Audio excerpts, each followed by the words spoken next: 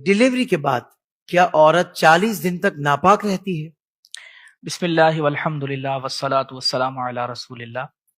یہ عوام میں ایک غلط تصور رائج ہے جی کہ ڈیلیوری کے بعد جو عورت ہے وہ 40 دنوں تک ناپاک رہتی ہے، اور اس تصور کے ساتھ ہمارے خاتون کو ناپاک 40 دن تک ناپاک تصور کیا جاتا ہے۔ اس کی جی تمام چیزیں علیحدہ کر دی جاتی ہیں، برتن علیحدہ کر دیے جاتے ہیں، اور یہ سمجھا جاتا ہے کہ اس عورت کے جسم سے لگنے والی ہر چیز ناپاک ہے۔ ایک تو 40 دن اسے ناپاک سمجھا جاتا ہے، نمبر دو یہ کہ اسے ایک اعتبار سے منحوس سمجھا جاتا ہے کہ جو چیز اس سے ٹچ ہو جائے گی وہ بھی گویا کہ ناپاک ہے۔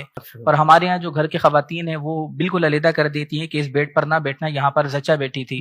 تو پہلی بات تو یہ کہ عورت ڈیلیوری کے بعد 40 دن تک ناپاک ہو، یہ ضروری نہیں ہے۔ اچھا اس لیے کہ جو ڈیلیوری کے بعد جو بلیڈنگ ہوتی ہے اسے نفاس کہتے ہیں، ٹھیک ہے۔ اور نفاس کی کم سے کم کوئی مدت نہیں ہے۔ اس کا مطلب یہ ہے کہ اگر ایک دن کے بعد بھی، اگر ڈیلیوری کے ایک دن کے بعد بھی اگر بلیڈنگ بند ہو چکی، اس کے لیے حکم یہ ہوتا ہے کہ غسل کر کے وہ نماز روزے وغیرہ کی ادائیگی شروع کر دے۔ صحیح۔ لیکن اگر مثال کے طور پر اس کی بلیڈنگ جاری ہے اور پھر وہ 40 دن تک جاری رہتی ہے تو اس صورت میں وہ ناپاک رہے گی۔ اور ناپاکی کا مطلب یہ نہیں ہے کہ جو چیز اس سے چھوٹ جائے گی وہ بھی ناپاک ہے، بلکہ یہ اس پر حکمی ناپاکی طاری ہے۔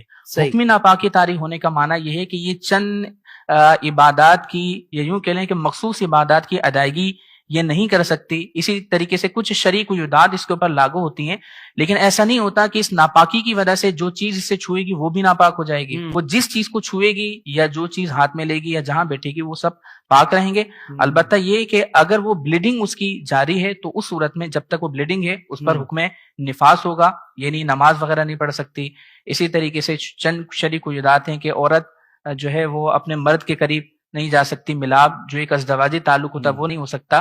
اسی طریقے سے قرآن کو چھونا، خانہ کعبہ کا طواف کرنا، یہ ساری چیزیں اس کے لیے ممنوع ہو جاتی ہیں۔ لیکن 40 دن تک عورت کو اس وجہ سے ناپاک کہنا کہ ڈیلیوری کے بعد 1.25 مہینہ پورا کرنا ہوتا ہے، یہ تصور غلط ہے۔ جب بلیڈنگ ہو رہی ہے تو یہ ناپاک، اس پر حکمی ناپاکی ہوگی، لیکن اگر بلیڈنگ رک چکی ہے تو پھر حکم یہ ہوگا کہ وہ پاکی حاصل کر کے غسل وغیرہ کر کے نماز روزے کی ادائیگی وہ شروع کر دے۔ سبحان اللہ سبحان اللہ۔ دیکھیں جب شرعی مسئلہ پتہ ہو تو بندہ واقعی کتنی آسانی ہے اس کے لیے۔ یعنی آپ تو کیا کیا سمجھ رہے تھے، گھر کی عورتیں کیا عجیب رویہ انہوں نے اختیار کیا ہوا تھا، لیکن شریعت جو کہتی ہے ہمارے لیے